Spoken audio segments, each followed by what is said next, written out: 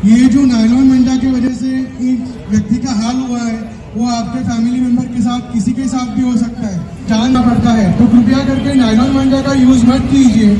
Nylon मंडा अगर आपके परिसर में कोई बेच रहा है या कोई खरीद रहा है तो इलीगल है। कृपया इसकी जानकारी अपने नजदीकी पुलिस स्टेशन में दीजिए। स्थापना दिवस साजरा केला जातो। 2 जानेवारी ते 8 जानेवारी हा सप्ताहामध्ये आम्ही वेगवेगळे जनजागृतीचे कार्यक्रम माननीय पोलीस आयुक्त यांच्या मार्गदर्शनाखाली राबवतो।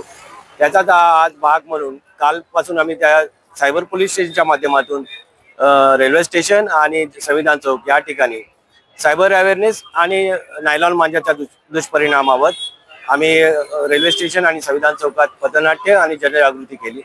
त्याचाच नेक्स्ट पार्ट म्हणून आज आम्ही वरायटी चौकामध्ये जनजागृती करण्यासाठी आलेलो आहोत आणि या माध्यमातून आम्ही लोकांपर्यंत पोहोचण्याचा प्रयत्न करणार आहोत।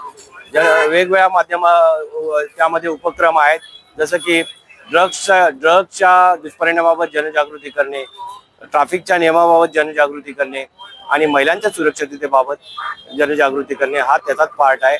माननीय पोलीस आयुक्त यांच्या मार्गदर्शनाखाली संपूर्ण नागपूर शहरातील अधिकारी, अंमलदार आणि पूर्ण स्टाफ जो आहे हा उपक्रमात सहभागी आहे।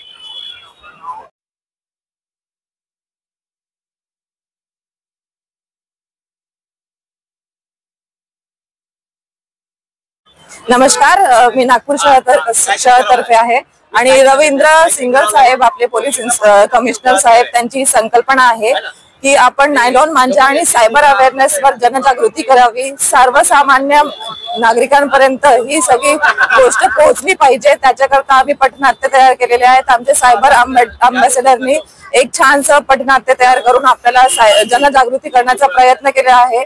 आमची अपेक्षा आहे की सगळ्यांपर्यंत पोहोचेल व सगळे नायलॉन मांजाचा बॅन करतील अशी आम्ही अपेक्षा करतो नागरिकांकडून।